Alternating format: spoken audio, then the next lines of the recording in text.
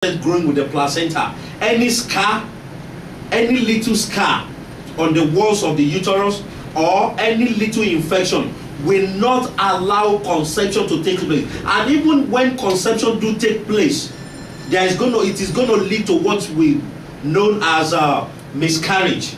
We're going to treat that later.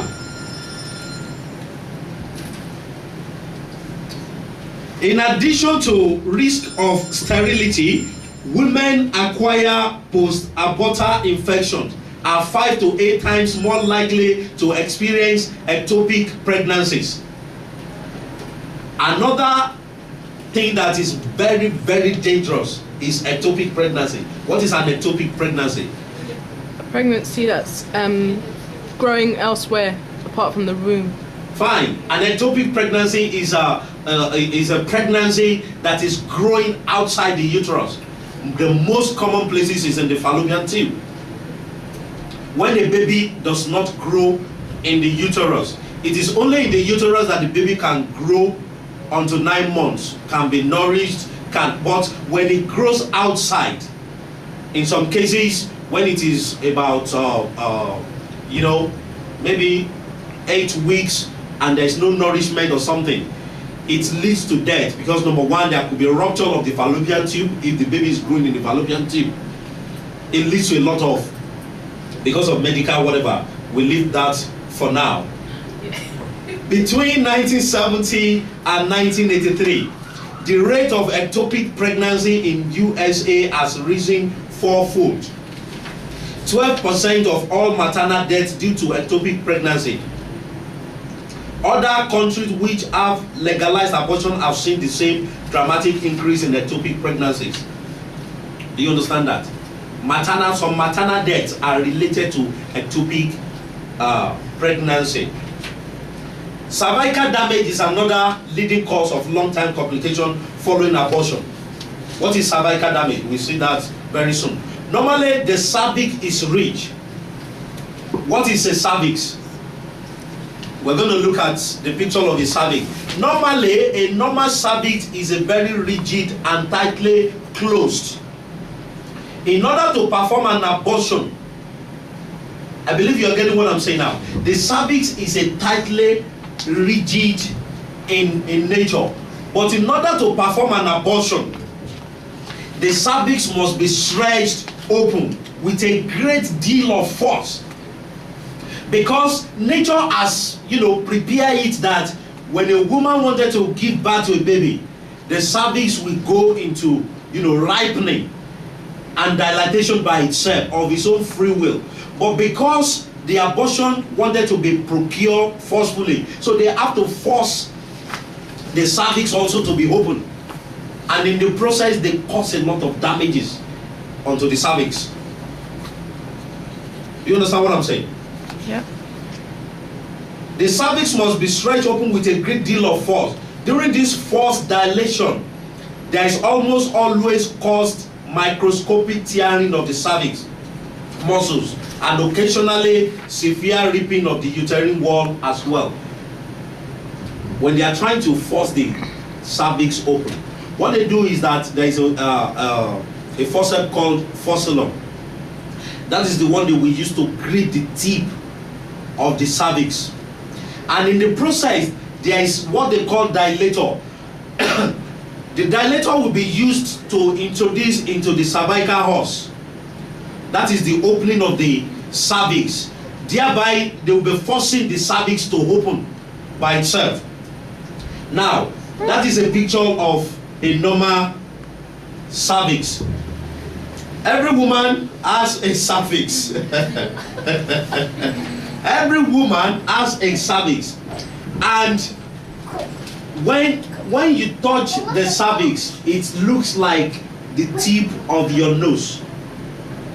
Let everybody touch the tip of their nose. Yeah, that is how, semi-rigid it is. It is situated in the vagina. When some women are doing vaginal douching, which is not very good anyway, when you put your hand inside, that thing that you feel that looks like your nose, yeah, that is the cervix. And the opening there that you can see That is called the cervical horse. When there is sexual intercourse, it was inside this horse that the sperm's egg will travel into the uterus for fertilization to take place, probably be at the fallopian tube. And it is this cervix that is the entrance into the uterus. Do you understand what I'm saying now? So your cervix may be pink and smooth, or it might have reddish blemish. It can also be uneven, rough, or spotty. All of these are normal. There may be mucus covering the cervix. When you put your hands inside, you can come with some mucus. It could be very sticky. When it is sticky, that means, as at that time, the woman is, what do you call it? You are free. That is your free period, that you cannot get pregnant. I don't know, maybe you must have been observing that.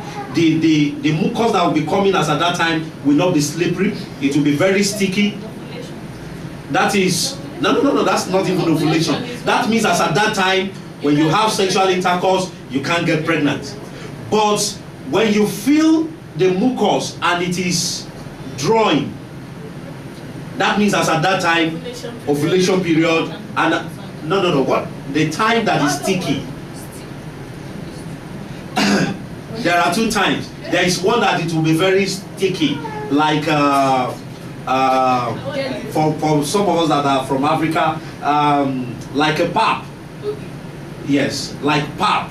A pap that is not been prepared. You know that it will be, when you take it, it will just be breaking. That's how it is.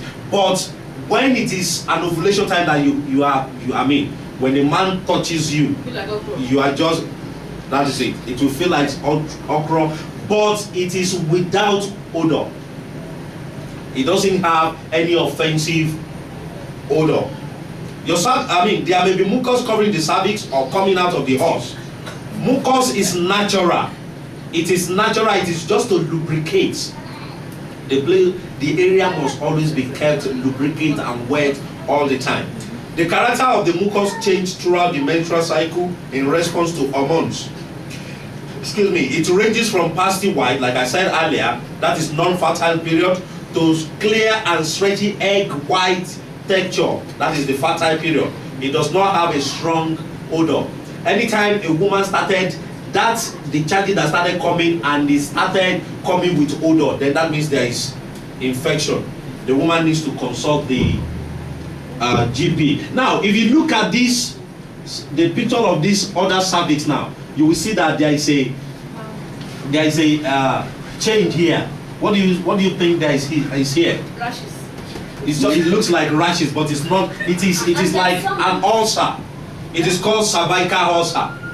Or there must have been a damage, because in the process of carrying out an abortion, now they wanted to introduce cannula or dilator into the horse, and there is no way, because it is not a very stable something. So they want to use something to hold it. So they will use a porcelain to clip.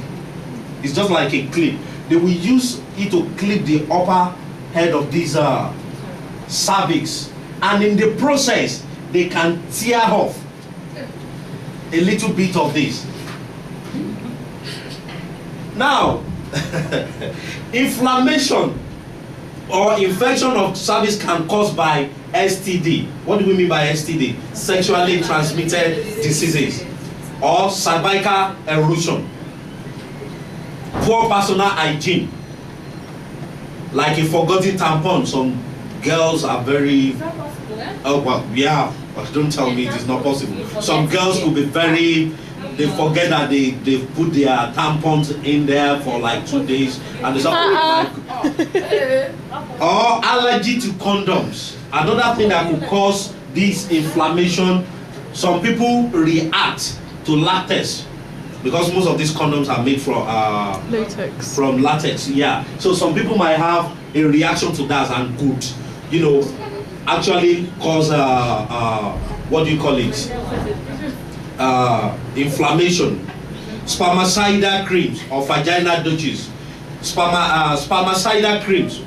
Do you understand what is spermicidal Yeah. cream? Yeah. When a lady is what do you call them? Family planning. When you want to prevent pregnancy, there are some creams. They call them spermicide. That is to reduce the activities of sperm.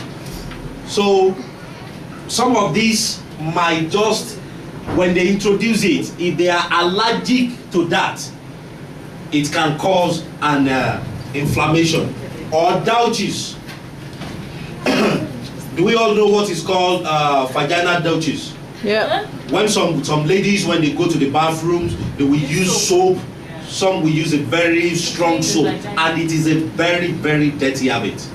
It is wrong, because in the process of doing that, you are actually killing all the germs.